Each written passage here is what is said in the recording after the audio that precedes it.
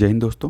तो पिछली वीडियो में हम लोगों ने जुडिशियल रिव्यू की जो मीनिंग है वो समझ ली थी और जुडिशियल रिव्यू का क्या इंपॉर्टेंस है, क्या सिग्निफिकेंस है उसका, वो हम लोगों ने देख लिया था। ठीक है, तो अब हम देखेंगे क्या कॉन्स्टिट्यूशन में हमारे जो प्रोविजंस दिए हुए हैं जुडिशियल रिव्यू को लेकर के, उनके बारे में देखेंगे कि कौन कौन से आर्टिकल्स हैं जो जुडिशियल रिव्यू की पावर जो है वो कहीं ना कहीं सुप्रीम कोर्ट और हाई कोर्ट को देते हैं। ठीक है, तो ये जुडिशियल रिव्यू जो वर्ड है वो हमारे कॉन्स्टिट्यूशन में कहीं भी नहीं लिखा हुआ है। ठीक है, ये वर्ड लिखा नहीं हुआ है, लेकिन कुछ आर्टिकल्स ऐसे हैं संविधान में जो हाई कोर्ट और सुप्रीम कोर्ट दोनों को जुडिशियल रिव्यू की पावर जो है वो देते हैं। तो देखते हैं बारी से। पहला आर्टिकल है आर्टिकल 13। तो आर्टिकल 13 ये डिक्लेयर करता है कि ऐसे कोई भी लॉज जैसे लॉज बनाने का काम स्टेट लेजिस्लेचर हो गई या पार्लियामेंट हो गई, इन्हीं का है। तो ऐसे कोई भी लॉज जो हमारे फंडामेंटल राइट्स को वायलेट कर रहे हों, हमारे फंडामेंटल राइट्स के साथ इनकंसिस्टेंट हो। ठीक है, ठीक है। तो अगर कोई भी कानून बनाया गया है, चाहे वो राज्य की विधायिका हो, स्टेट का लेजिस्लेचर हो, या हमारा पार्लियामेंट, हमारा संसद हो, ठीक है, तो इनके द्वारा कोई भी कानून अगर बनाया गया और वो हमारे मौलिक अधिकार यानी फंडामेंटल राइट्स को अगर वायलेट कर रहा है तो अंडर आर्टिकल 13 उसको नल एंड वॉइड डिक्लेयर कर दिया जाएगा सुप्रीम कोर्ट और हाई कोर्ट के द्वारा। ठीक। सेकेंड है, देखिए आर्टिकल 32। अब देखिए आर्टिकल 32 भी हमारा फंडामेंटल राइट है और ये हमको आर्टिकल 32 गारंटी करता है कि हम डायरेक्ट जो है वो सुप्रीम कोर्ट मूव कर सकते हैं अगर हमारा फंडामेंटल राइट का वायलेशन हो रहा होगा तो। और जब हम आर्टिकल 32 के अंडर में जब हाई सुप्रीम कोर्ट जाएंगे, अगर जब हमारा राइट का वायलेशन होगा तो सुप्रीम कोर्ट उसके लिए रिट इशू कर सकता है। 5 तरह के रिट्स हैं। ठीक है, हैबेस कॉर्पस, मैंडमस, प्रोहिबिशन, सर्श्योरी और क्यू वारंटो। ठीक है, तो आर्टिकल 32 के अंदर जो है अगर हमारा फंडामेंटल राइट वायलेट हो रहा होगा तो हम आर्टिकल 32 के अंदर डायरेक्ट सुप्रीम कोर्ट जा सकते हैं। जैसे हाई कोर्ट हम आर्टिकल 226 में जाते हैं। ठीक है, लेकिन यहाँ 32 के आगे 226 आगे डिस्कस करेंगे। तो 32 के अंदर हम सुप्रीम कोर्ट जो है डायरेक्टली जा सकते हैं और सुप्रीम कोर्ट जो है वो इस पर्पज़ के लिए रिट इशू करेगा। आर्टिकल 131 देखिए आर्टिकल 131 प्रोवाइड करता है ओरिजिनल जुरिडिक्शन सुप्रीम कोर्ट को। ठीक है, स्टेट और इंटर स्टेट डिस्प्यूट्स में। तो इसके पहले जो हम वीडियो थी मेरी एक सुप्रीम कोर्ट वाली, वो आप देख लीजिएगा, आपको समझ में आ जाएगा इंटर स्टेट डिस्प्यूट क्या होता है। सुप्रीम कोर्ट की वीडियो है वो, उसमें हम डिटेल में बताए हैं।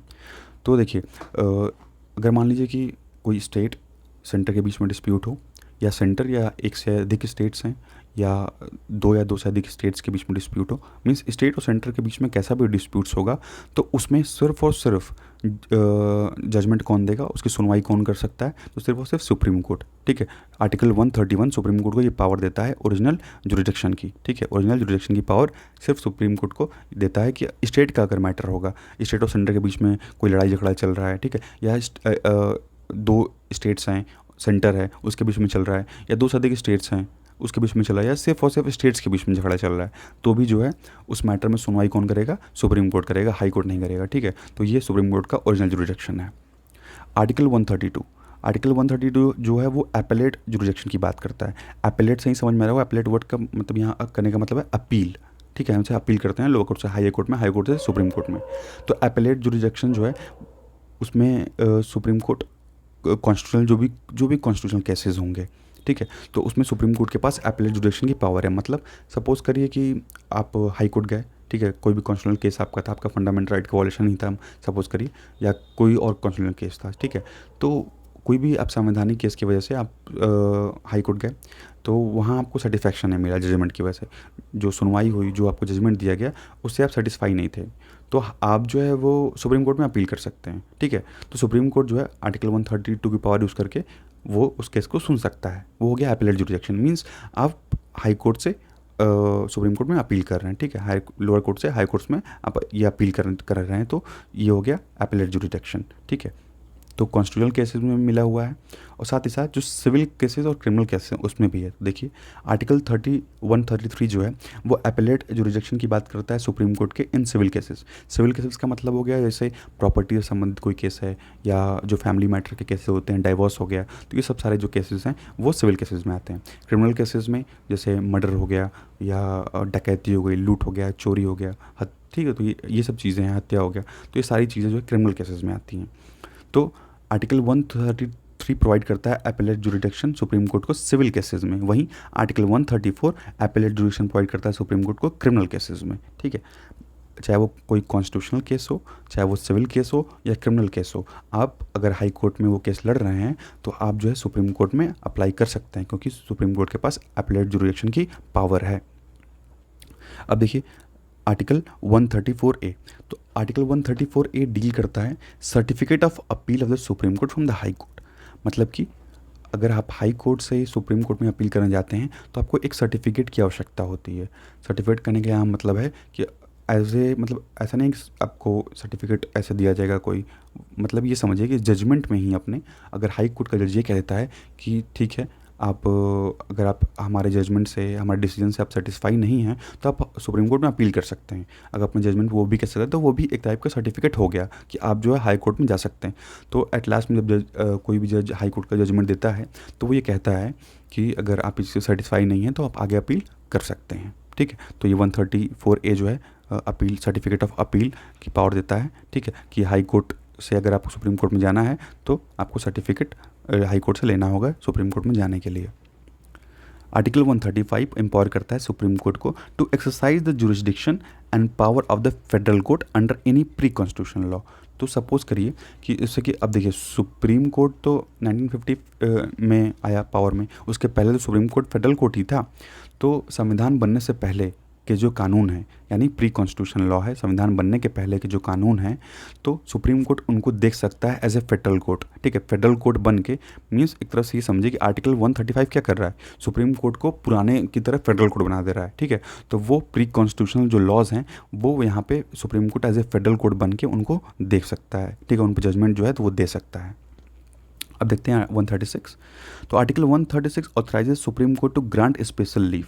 तो सुप्रीम कोर्ट की ये एक बहुत स्पेशल पावर है कि सुप्रीम कोर्ट स्पेशल लीव दे सकता है किसी भी कोर्ट से। ठीक है, तो इंडिया का कोई भी कोर्ट हो, ठीक है, हाई कोर्ट या कोई भी India A to Z India का कोई भी कोर्ट हो या कोई भी ट्राइब्यूनल हो, उससे आप डायरेक्ट जो है कहाँ जा सकते हैं, सुप्रीम कोर्ट में जा सकते हैं। कैसे? तो स्पेशल लीव के ज़रिए एक एप्लीकेशन लिख के जो है आप किसी भी हाई कोर्ट या किसी भी ट्राइब्यूनल में आपका केस चल रहा हो, आप उससे सेटिस्फाइड नहीं है तो आप सुप्रीम कोर्ट जा सकते हैं। लेकिन देखिए कंडीशन ये है कि ये एक डिस्क्रिशनरी पावर है सुप्रीम कोर्ट की। ठीक है, मतलब ये सुप्रीम कोर्ट के विवेक पर डिपेंड करेगा कि सुप्रीम कोर्ट आपके केस को लेगी कि नहीं लेगी। ये आप नहीं कह सकते कि भैया 136 तो हमारा जो है वो फंडामेंटल राइट है या वो हमारा कोई लीगल राइट है। नहीं, ये आपका राइट है ही नहीं। ये सुप्रीम कोर्ट के डिस्क्रिशन पे है, सुप्रीम कोर्ट के विवेक पे है। यहाँ आपका कोई अधिकार काम नहीं करेगा। ये सुप्रीम कोर्ट के ऊपर है कि वो आपका केस अंडर स्पेशल लीव जो है वो ग्रांट कर रही है कि नहीं कर रही है, आपका केस ले रही है कि नहीं ले रही है। इस टोटली जो है सुप्रीम कोर्ट पर डिपेंड करेगा। हम इसके लिए कहीं अपील नहीं कर सकते, कहीं कंप्लेन नहीं कर सकते। ठीक है, तो हम जो है वो डायरेक्ट किसी भी कोर्ट या ट्राइब्यूनल से इंडिया के किसी भी कोर्ट या ट्राइब्यूनल से हम डायरेक्ट जा सकते हैं। कहाँ पे? सुप्रीम कोर्ट में बाई स्पेशल लीव। एक्सेप्शन यहाँ पे मिलिट्री ट्राइब्यूनल और कोर्ट मार्शल का है। ठीक है, तो मिलिट्री कोर्ट्स को छोड़ करके बाकी जो भी कोर्ट्स होंगे या ट्राइब्यूनल्स होंगे हम वहाँ से सीधे जो है सुप्रीम कोर्ट में जा सकते हैं by special leave under article 136। अब 143 देखते हैं। तो 143 जो है वो प्रेसिडेंट को ऑथराइज़ करता है कि प्रेसिडेंट सुप्रीम कोर्ट से ओपिनियन जो है वो ले सकता है कब कोई भी अगर क्वेश्चन ऑफ लॉ है या कोई भी प्री कॉन्स्टिट्यूशन लीगल मैटर है। ठीक है, तो चाहे वो प्री कॉन्स्टिट्यूशन लीगल मैटर हो या जहाँ भी एक लॉ से, नियम कानून से संबंध में कोई क्वेश्चन एराइज हो रहा हो, तो वहाँ राष्ट्रपति जो है हमारा वो हमारे सुप्रीम कोर्ट से सलाह ले सकता है अंडर आर्टिकल 143। अब देखिए आर्टिकल 226। तो जैसे आर्टिकल 32 जो था वो सुप्रीम कोर्ट को पावर दे रहा था। ठीक है, कि वो रिट इशू कर सकता है। उसी तरह 226 एम्पावर करता है हाई कोर्ट को कि वो रिट जो है वो इशू कर सकता है हमारे अगर फंडामेंटल राइट का वायलेशन होता है तो उसके इन्फोर्समेंट के लिए। लेकिन यहाँ पे नोट करने वाली बात यह है कि सुप्रीम कोर्ट जो है सिर्फ और सिर्फ फंडामेंटल राइट्स का जब वायलेशन होगा तभी जो है रिट इशू करेगा। लेकिन हाई कोर्ट जो है वो फंडामेंटल राइट के साथ साथ जो है किसी और पर्पज़ के लिए भी रिट इशू कर सकता है। ठीक है, मतलब यहाँ पे जो हाई कोर्ट की पावर है रिट इशू करने की वो सुप्रीम कोर्ट के कंपैरिजन में ज़्यादा है, क्योंकि सुप्रीम कोर्ट आर्टिकल 32 के अंडर में केवल और केवल फंडामेंटल राइट के वॉलेशन पे ही रिट इशू कर रहा है। लेकिन हाई कोर्ट जो है वो फंडामेंटल राइट के वॉलेशन के साथ साथ कोई और राइट हो, कोई मान लीजिए लीगल राइट है, कोई कॉन्स्टिट्यूशनल राइट है या कोई भी और राइट है, तो उसके लिए भी जो है हाई कोर्ट रिट इशू कर सकता है। तो यहाँ पे जो आर्टिकल 226 की जो पावर है अगर उसका स्कोप देखेंगे तो सुप्रीम कोर्ट से ज़्यादा है रिट इशू करने में। अब देखते हैं article 227। Article 227 vests in the high courts the power of superintendence over all courts and tribunals within their respective territorial jurisdiction. तो देखिए हाई कोर्ट जहाँ का भी होगा, किसी भी स्टेट का ऐसे होगा, सपोज करिए यूपी का हाई कोर्ट है, तो यूपी के अंडर में जितने भी ट्राइब्यूनल्स आते हैं या जितने भी कोर्ट्स होंगे, सबका वो सुपरिटेंडेंट होगा, ठीक है, सबका वो हेड होगा जो हाई कोर्ट होगा अंडर आर्टिकल 227, एक्सेप्ट वही मिलिट्री कोर्ट के एक्सेप्शन है यहाँ पे। देखिए उसके बाद आर्टिकल 245 ये बोलता है deals with the territorial extent of laws made by the parliament and by the state legislature of the state. ठीक है, तो आर्टिकल 245 ये कहता है कि संसद के द्वारा, पार्लियामेंट के द्वारा जो भी कानून बनाया जाएगा तो वो पूरे इंडिया में जो है वो उसका मतलब वो वैलिड रहेगा, वो लागू होगा। ठीक है, उसी तरह जो स्टेट जो भी कानून बनाएगा वो उसके स्टेट में लागू होगा। Article 246 deals with the subject matter of laws made by the parliament and by the legislature of the state. ठीक है, तो आर्टिकल 246 जो है डील करता है जो भी सब्जेक्ट्स मैटर्स हैं, जैसे कि यूनियन लिस्ट है हमारे यहाँ, स्टेट लिस्ट है और कंकरेंट लिस्ट है। ठीक है, तो इससे डील करता है आर्टिकल 246। वहीं आर्टिकल 251 और 54 देखिए, provide that in the case of a conflict between central law and state law, central law prevail over the state law and the state law shall be void. मतलब article 251 और 254 ये कहता है अगर कभी भी एक कॉन्फ्लिक्ट हमें देखने को मिलता है, एक केंद्र सरकार का लॉ है और एक राज्य सरकार का लॉ है, ठीक है, एक सेंटर का लॉ है, एक स्टेट का लॉ है, अगर दोनों के बीच में कॉन्फ्लिक्ट होता है तो प्रिवेल कौन सा करेगा, लागू कौन सा होगा, तो केंद्र सरकार का लॉ लागू होगा। ठीक है, और जो स्टेट सरकार का जो लॉ होगा वो वर्ड डिक्लेयर कर दिया जाएगा। ठीक है, ये 251 और 254 की वजह से है। आर्टिकल 372 डील करता है with the continuance in force of pre constitutional laws. ठीक है, तो आर्टिकल 372 ये कहता है कुछ प्री कॉन्स्टिट्यूशनल लॉज ऐसे हैं जो फोर्स में रहेंगे, पहले के जो है लॉज हैं वो फोर्स में रहेंगे, मतलब कॉन्स्टिट्यूशन संविधान बनने से पहले के कुछ लॉज जो हैं वो अभी भी जो है जारी रह सकते हैं। अब बात करते हैं जुडिशियल रिव्यू के स्कोप की। The constitutional validity of a legislative enactment और an executive order can challenge in the supreme court और in the high court on the following 3 grounds. ठीक है, तो देखिए 3 ग्राउंड्स के बेसिस पे जो है हम चैलेंज कर सकते हैं सुप्रीम कोर्ट या हाई कोर्ट में किसी भी चीज़ की, जो किसी भी लॉ की जो वैलिडिटी है उसको। ठीक है, कि वो लॉ सही है कि गलत है, कब चैलेंज कर सकते हैं। देखिए पहला तो यही है अगर वो हमारे फंडामेंटल राइट्स को वायलेट कर रहा हो, कोई भी ऐसा लॉ है अगर हमारे फंडामेंटल राइट्स को वायलेट कर रहा होगा तो हम सीधे सीधे सुप्रीम कोर्ट या हाई कोर्ट में अपील कर सकते हैं। दूसरा है कि it is outside the competence and authority which had framed it. Suppose करिए कोई अथॉरिटी कोई कानून बनाती है, कोई लॉ बनाती है, लेकिन वो कानून या वो लॉ बनाना उसके अंडर में है ही नहीं, उसके पावर में है ही नहीं, फिर भी वो बना रही है तो हम जा सकते हैं। तीसरा कंडीशन है कि it is repugnant to the constitutional provisions, या ऐसा कोई भी लॉ जो कॉन्स्टिट्यूशन के प्रोविजंस के अगेंस्ट हो। ठीक है, जो हमारा संविधान है उसके अगेंस्ट अगर वो है तो भी हम जा सकते हैं। तो अब जो सेकंड पॉइंट है कि कोई भी अथॉरिटी जो है वो लॉ बना रही है, उसके पास वो पावर नहीं है, तो ये भी हमारे संविधान के अगेंस्ट है। और अगर हमारे फंडामेंटल राइट का वायलेशन हो रहा है तो वो भी तो हमारे कॉन्स्टिट्यूशन के अगेंस्ट है। ठीक है, तो थर्ड जो है वो यहाँ पे इम्पॉर्टेंट है क्योंकि इस थर्ड पॉइंट के अंदर बाकी दोनों पॉइंट जो हैं वो कवर हो जा रहे हैं। From the above it is clear that the scope of judicial review in India is narrower than which exist in USA. अब देखिए जो यूएसए में जो जुडिशियल रिव्यू की पावर है कोर्ट्स के पास वो ज़्यादा है। ठीक है, अमेरिका के कंपेयर में तो इंडिया की पावर हम ज़्यादा मानेंगे जुडिशियल रिव्यू की, लेकिन यूएसए के से अगर कंपेयर करेंगे तो जुडिशियल रिव्यू की पावर इंडिया में है वो यूएसए के मुकाबले में कम है, लेकिन अमेरिका के संविधान के हिसाब से ज़्यादा है। ठीक है, this is because the American constitution provide for due process of law against that of procedure establish by law. अब देखिए हमारे यहाँ जो प्रोसेस फॉलो होता है वो ज़्यादा प्रोसीजर इस्टेब्लिश बाई लॉ होता है। ठीक है, ड्यू प्रोसेस ऑफ लॉ बहुत कम है, मतलब अगर 10% ड्यू प्रोसेस ऑफ लॉ है, ठीक है, तो वहीं 90% प्रोसीजर इस्टेब्लिश बाय लॉ।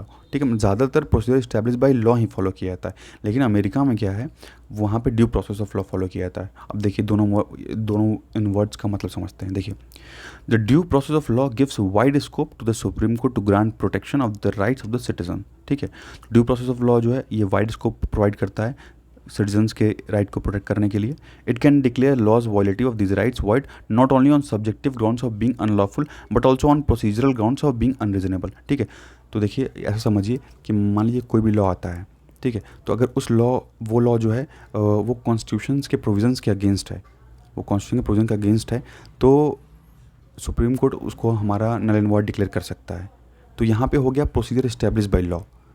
लेकिन अमेरिका का हाई कोर्ट होगा तो वो बताएगा कि अगर आप ये लॉ लाते हैं तो इसकी वजह से ये नुकसान झेलना पड़ेगा, इसकी वजह से ये समस्याएं आएंगी, इसकी वजह से ये समस्याएं आएंगी जो कि लागू नहीं होना चाहिए। ठीक है। On our Supreme Court, while determining the constitutionality of a law, however, examines only the substantive question कि whether the law is within the power of authority concerned or not। मतलब हमारा सुप्रीम कोर्ट सिर्फ यही देखेगा कि जो law बनाया गया है तो क्या जो लॉ बना है, जिसने लॉ बनाया है, क्या उसकी अथॉरिटी में है वो लॉ बनाना। मीन्स अगर सपोज करिए पार्लियामेंट ही या कोई और बॉडी कोई लॉ लेके आती है तो सुप्रीम कोर्ट बस ये देखता है कि क्या आपके पास ये पावर है कि आप ये लॉ बना सकते हैं। ठीक है। It is not expected to go into the question of its reasonableness, suitability और पॉलिसी इम्प्लीकेशन। ठीक है। अब यहाँ पर सुप्रीम कोर्ट सिर्फ यही चेक करेगा कि आपकी अथॉरिटी में ये, आपके पास ये पावर है कि आप ये कानून बना सकते हैं।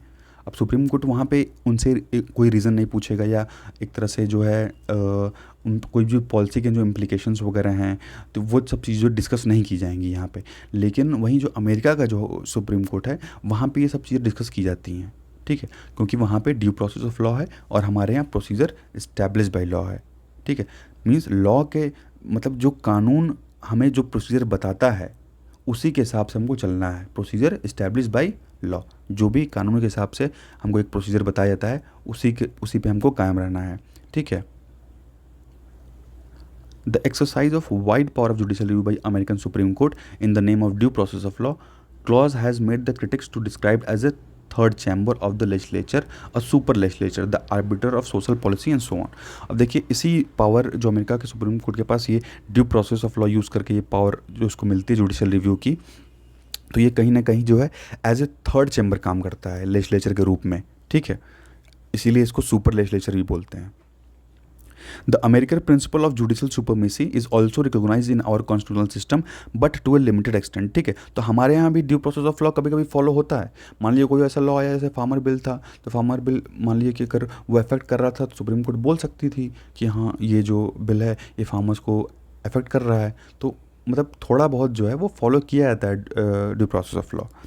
Not do we fully follow the British principle of parliament supremacy. लेकिन जैसा अमेरिका में होता है वहाँ पे वो सिस्टम हम लोग के यहाँ फॉलो नहीं किया जाता। ठीक है। वहाँ के सुप्रीम कोर्ट के पास जुडिशियल रिव्यू की जो पावर है वो ज़्यादा वाइड है। There are many limitations on the sovereignty of parliament our country like the return character of the constitution. ठीक है। कई लिमिटेशंस है, जैसे हमारा संविधान जो लिखित संविधान है। ठीक है। डिवीजन ऑफ पावर है, सेंट्रल स्टेट के बीच में पावर डिवाइड है। ठीक है। The fundamental rights and the judicial review. ठीक है। फंडामेंटल राइट्स के साथ हमारे पास जुडिशियल रिव्यू की पावर है। In effect what exist in India is the synthesis of both, that is the American principle of judicial supremacy and British principle of parliament supremacy. ठीक है। तो जुडिशियल सुपरमेसी के साथ साथ हमारे यहाँ पार्लियामेंट्री सुपरमेसी भी है। मीन्स देखिए जुडिशियरी तो सुप्रीम है ही, लेकिन जुडिशरी जो है मान लीजिए वो पार्लियामेंट के द्वारा बनाए गए लॉ को नल वॉइड डिक्लेयर कर सकती है, लेकिन पार्लियामेंट भी तो चाहे तो हम कॉन्स्टिट्यूशन में अमेंडमेंट कर सकता है। ठीक है। तो यहाँ पे एक तरह का हमें दोनों का मिक्सचर देखने को मिलता है इंडिया में। ठीक है। अब बात करते हैं 9th शेड्यूल की। तो देखिए article 31B saves the act and regulation included in the 9th schedule from being challenged and invalidated on the ground of contravention of any fundamental rights।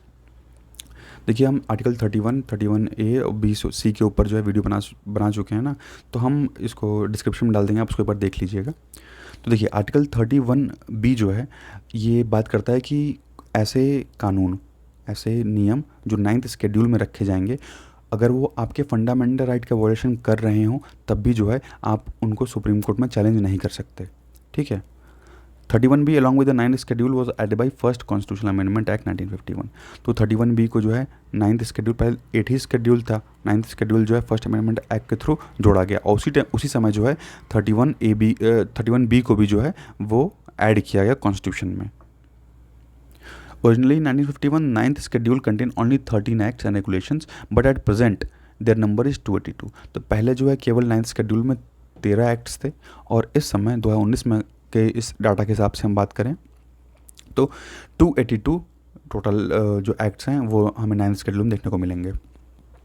11 of these acts and regulations of the state legislature deal with the land reform, जिसमें से 11 जो act और regulation हैं वो किससे deal करते हैं, land reform से संबंधित हैं। And abolition of system and that of the parliament deal with other matter. ठीक है। तो ये डील करते हैं कि जो स्टेट लेजिस्लेचर है वो लैंड रिफॉर्म के सिस्टम में जो है वो डील नहीं कर सकता। However a significant judgment delivered in I R Coelho case, देखिए आई आर कोलियो केस में एक जजमेंट दिया गया कि the supreme court ruled that there could not be any blanket immunity from judicial review of laws included in the 9th schedule. तो court ने कहा, supreme court ने कहा कि आप जो है वो किसी भी चीज़ पे एक ब्लैंकेट इम्यूनिटी जो है नहीं लगा सकते। मतलब जो जुडिशियल रिव्यू है वो हमारे वो पार्ट है किसका, तो बेसिक फीचर कॉन्स्टिट्यूशन का, वो संविधान की मूलभूत ढांचा है। ठीक है, तो आप उसको कहीं भी रोक नहीं सकते हैं। तो 9th शेड्यूल भी जो है हम उस पर भी जुडिशियल रिव्यू की पावर जो है वो इस्तेमाल कर सकते हैं। ये किस केस में कहा गया, तो आई आर कोलियो केस 2007 का केस है। तो इस केस में ये जजमेंट दिया गया सुप्रीम कोर्ट के द्वारा। The court held that judicial review is a basic feature of the constitution and it could not be taken away by putting the law under the 9th schedule। अब ऐसा नहीं है मनमाना घर जाना कि आप 9th शेड्यूल में जो मन चाहे वो डाल देंगे, हम उस पर जजमेंट नहीं दे पाएंगे। ठीक है, तो हम जुडिशियल रिव्यू की पावर जो है 9th शेड्यूल में भी यूज़ कर सकते हैं। It said that the laws placed under 9th schedule after April 24, 1973 are open to challenge।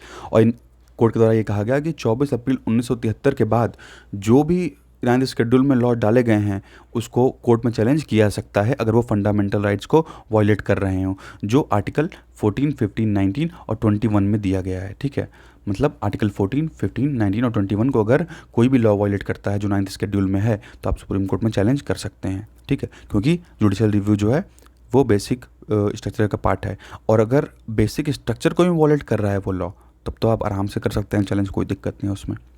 It was on 24 April 1973 that supreme court first pronounce the doctrine of basic structure. अब देखिए 24 April 1973 की date इसलिए चुनी गई है क्योंकि जो judgement था बेसिक स्ट्रक्चर का, केशवानंद भारती केस का, वो 24 अप्रैल 1973 में आया था। ठीक है, तो लैंडमार्क जजमेंट है, तो बेसिक स्ट्रक्चर की डॉक्ट्रिन जो है वो यहीं से उभर के आया। इसीलिए ये डेट डिसाइड की गई कि इस डेट के बाद जो भी कानून बने होंगे, जो भी लॉ बने होंगे, अगर वो 9th शेड्यूल में हैं और वो आर्टिकल 14, 15, 19 और 21 को वायलेट करते हैं तो उस पर जुडिशियल रिव्यू किया जा सकता है। और अगर कोई ऐसा लॉ है जो बेसिक स्ट्रक्चर को वायलेट कर रहा है तब तो उस पर जुडिशियल रिव्यू बहुत आराम से हो सकता है। While delivering the above judgment the supreme court made the following conclusion. अब देखिए सुप्रीम कोर्ट के द्वारा जजमेंट देते हुए जो है कुछ कंक्लूजन, निष्कर्ष जो है दिया गया, क्या क्या है देखते हैं। ए लॉ दैट एब्रोगेट्स और abridges rights guaranteed by part 3 of the constitution, यानी हमारा फंडामेंटल राइट, में violate the basic structure doctrine. अगर कोई भी लॉ फंडामेंटल राइट को वायलेट कर रहा है तो मतलब वो हमारे बेसिक स्ट्रक्चर को, डॉक्ट्रिन को जो है वायलेट करेगा।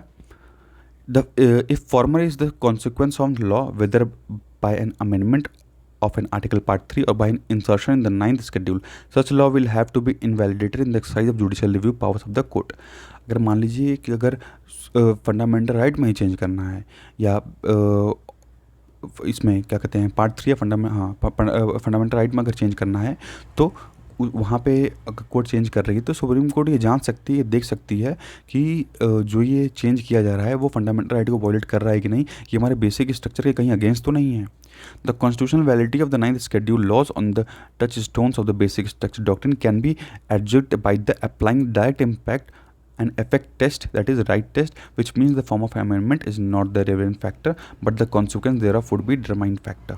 ठीक है, तो कोई भी लॉ मान लीजिए कि अगर पार्लियामेंट या संसद या स्टेट लेजिस्लेचर कोई भी लॉ ऐसा बनाता है, ठीक है, मान लीजिए पार्लियामेंट उस कोई भी लॉ को क्या करता है 9th शेड्यूल में रखने की कोशिश करता है, या पार्लियामेंट जो है वो फंडामेंटल राइट्स को हमारे यहाँ अमेंड करने की कोशिश कर रहा है, तो वहाँ पर जो है अगर हम कैसे भी करके हमारा बेसिक फीचर, जो हमारा बेसिक स्ट्रक्चर है कॉन्स्टिट्यूशन का, जो हमारे कॉन्स्टिट्यूशन का मूलभूत ढांचा है, अगर वो डिस्ट्रॉय हो रहा है तो सुप्रीम कोर्ट जो है जुडिशियल रिव्यू की पावर यूज़ कर सकता है कहीं भी कभी भी। ठीक है, the majority judgment in the Kesavananda Bharati case read with the Indira Gandhi case requires the validity of each new constitutional amendment to be जज ऑन इट्स ओन मेरिट्स। ठीक है, तो जो भी संविधान में संशोधन किए जाएंगे वो उन सभी को जुडिशियल रिव्यू से गुजरना होगा। इसीलिए 99th अमेंडमेंट था अभी रिसेंटली, 99th अमेंडमेंट में क्या हुआ था कि NJAC लाया गया, नेशनल जुडिशियल अपॉइंटमेंट कमीशन, तो ये कहीं ना कहीं जो जुडिशियरी की जो पावर है उसको कम कर रहा था, तो उसको जो है 99 अमेंडमेंट को नल एंड वॉइड डिक्लेयर कर दिया गया सुप्रीम कोर्ट के द्वारा। ठीक है, the actual effect and impact of the law on the rights guaranteed under part 3 has to be taken to account for determining whether और not it destroy the basic structure. ठीक है, तो main factor जो है determine करने का कि law सही है कि गलत है वो क्या है, कि वो हमारे बेसिक स्ट्रक्चर को वायलेट कर रहा है कि नहीं। अगर बेसिक स्ट्रक्चर को वायलेट करेगा तो वो लॉ जो है ख़त्म। ठीक। थर्ड देखें तो all amendments to the constitution made or on before 24 April 1973 by which the ninth schedule is amended by inclusion of various laws therein shall be to be tested on the touchstone of the basic or essential feature of the constitution as reflected in article 21 reviewed article 14 19 and the principle underlying them। ठीक है, तो मान लीजिए कि 24 April 1973 के बाद कोई भी लॉ बना हो, कोई भी कानून बना हो, चाहे उसको नाइन्थ शेड्यूल में ही क्यों ना रखा हो गया हो, अगर वो आर्टिकल 21 14 और 19 को वॉयलेट करता है तो उस पर जो है जुडिशियल रिव्यू की पावर इस्तेमाल किया जा सकता है। ठीक है, उसको ख़त्म किया जा सकता है। To put it differently, even though an act is put in ninth schedule by constitution amendment, ठीक है, अमेंडमेंट करके कोई एक्ट जो है नाइन्थ शेड्यूल में रख दिया गया, its provision would be open to attack on the ground that destroy the damage the basic structure. तो उसके प्रोविजन को तब भी हम चैलेंज कर सकते हैं, किस बेसिस पे, कि वो हमारे बेसिक स्ट्रक्चर को वॉयलेट कर रहा है। ठीक है, इफ़ द फंडामेंटल राइट और द राइट्स टेकन अवे और abrogate pertain to the basic structure. ठीक है, चाहे वो हमारे बेसिक स्ट्रक्चर को वॉयलेट कर रहा हो या हमारे वो फंडामेंटल राइट को छीन रहा हो। ठीक है, तभी हम जा सकते हैं सुप्रीम कोर्ट में, और वहाँ पे सुप्रीम कोर्ट जुडिशियल रिव्यू आराम से कर सकता है। Justification for conferring protection not blanket protection on the laws including the ninth schedule. ठीक है, तो ये कहा गया कि यहाँ पे कोई भी नाइन्थ शेड्यूल में एक ब्लैंकेट प्रोटेक्शन नहीं रहेगा। ब्लैंकेट प्रोटेक्शन मतलब पूरा पूरा कवर नहीं रहेगा कि हम उसमें कोई मतलब रिव्यू जुडिशियल रिव्यू जो वहाँ नहीं कर सकते हैं, कोई ब्लैंकेट बैन नहीं रहेगा वहाँ पे। And shall be a matter of constitutional education by examining the nature and extent of infraction of a fundamental right by statute sought to be constitutionally protected and on the touchstone of the basic structure doctrine and reflecting Article 21 read with the Article 14 and 21 applicable for right test and essence of the right and taking the synoptic view of Article Part 3 as held in the Indira Gandhi case. तो Indira Gandhi case में भी कहा गया जैसे कि जो Indira Gandhi case था उसमें क्या था कि उनका पासपोर्ट जो है रख लिया गया था। ठीक है, तो बाहर जाना जो है, विदेश की यात्रा करना भी हमारा एक फंडामेंटल राइट है, ये कहा गया है इसमें। तो इस आर्टिकल शेड्यूल 9 जो है उसमें कोई भी लॉ जो है पार्लियामेंट पुट नहीं कर सकता। मान लीजिए पुट अगर करता भी है, अगर वो हमारे बेसिक स्ट्रक्चर को वॉयलेट करता है, अगर मान लीजिए कोई भी लॉ बन रहा है वो बेसिक स्ट्रक्चर को वॉयलेट कर रहा है, उसको नाइन्थ शेड्यूल में रखा गया है, तो अगर वो बेसिक स्ट्रक्चर हो गया, आर्टिकल 21 हो गया, 14 हो गया, 91 हो गया, तो उसको टेस्ट से गुजरना पड़ेगा सुप्रीम कोर्ट के। ठीक है, और वैसे तो सुप्रीम कोर्ट जो भी अमेंडमेंट होगा उसको तो रिव्यू करेगा ही करेगा। Applying the above text to the ninth schedule laws, if the infraction affects the basic structure, then such of the law will not be get protection of the ninth schedule. When the triangle of 21 reads with Article 14 19 is sought to be eliminated, not only the essence of the right test but also the right test has to be applied। तो देखिए, suppose करिए कि कोई भी law डाला गया, ठीक, उसमें तो उसमें जो है 5 पॉइंट्स थे, उस कानून में 5 जो है पॉइंट्स थे। उस 5 पॉइंट्स में से क्या हो रहा है कि केवल 2 पॉइंट्स ऐसे हैं जो बेसिक फीचर के अगेंस्ट हैं। ठीक है, 3 पॉइंट्स जो हैं वो सही हैं, लेकिन 2 पॉइंट्स जो ऐसे हैं वो बेसिक फीचर को डिस्ट्रॉय कर रहे हैं, तो ये रह जाएंगे, ये 3 रह जाएंगे, ये 2 को ख़त्म कर दिया जाएगा। ठीक है, इसको ख़त्म नहीं किया जाएगा क्योंकि ये सही है। तो पूरा पूरा लॉ ख़त्म नहीं होता, जो उसका जो गलत पार्ट होगा, जो ऐसी चीज़ें होंगी जो हमारे बेसिक फीचर या आर्टिकल 14 19 और 21 का जो ट्राइंगल है उसको डिस्ट्रॉय कर रही होंगी, तो उसको ख़त्म किया जाएगा। There is also a difference between right test and essence of the right test, both from part of application of the basic structure doctrine. When in a controlled constitution conferring limited power of amendment, an entire chapter is made in applicable the essence of right test is applied in the Nagaraj case will have no applicability. In such situation, to judge the validity of the law is the rightness test which is more appropriate। ठीक है, तो मतलब यहाँ ये कहा जा रहा है कि एक टेस्ट है राइट टेस्ट और दूसरा है एसेंस ऑफ राइट टेस्ट। ठीक है, मीन्स एक है राइट टेस्ट, उसको टेस्ट किया गया कि वो हमारे 14 19 21 को या बेसिक स्ट्रक्चर को डिस्ट्रॉय कर रहा है कि नहीं कर रहा है, और एक है इसेंस ऑफ द राइट, उसका इसेंस क्या निकला। ठीक है, लेकिन मेनली जो है वो राइट टेस्ट को ही इंक्लूड किया था, इसी राइट टेस्ट का इस्तेमाल करके ही किसी भी लॉ की वैलिडिटी जो है वो चेक की जाती है। If the validity of any ninth schedule law has already been appealed by this court, it would not be open to challenge such law again on the principle declared by the judgment. ठीक है, तो मान लीजिए एक बार judgement जो है दे दिया गया इस संबंध में, तो दोबारा जो है आप चैलेंज नहीं कर सकते इस जजमेंट के संबंध में, क्योंकि कोर्ट ने इस संबंध में एक बार जजमेंट जो है दे दिया है। अगर कोर्ट ने ये कह दिया है कि बेसिक स्ट्रक्चर को वॉयलेट कर रहा है, आर्टिकल 21 14 और 19 को वॉयलेट कर रहा है, एक बार जजमेंट आ गया तो आ गया, वो फाइनल होगा। However, if a law held to be violative of any rights part 3 is subsequently incorporated in 9th schedule after 24 April 1973, such violation infraction shall be open to challenge on the ground that it destroys or damages the basic structure as indicated in Article 21।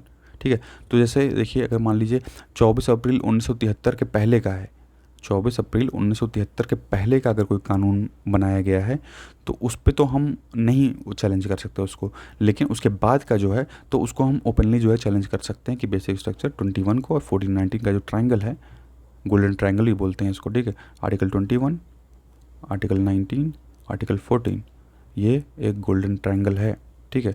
तो ये अगर इसको destroy कर रहा है या और जो हमारा बेसिक स्ट्रक्चर, बेसिक डॉक्ट्रिन जो है, इन दोनों को अगर कोई भी लॉ डिस्ट्रॉय कर रहा है तो हम इजीली चैलेंज कर सकते हैं।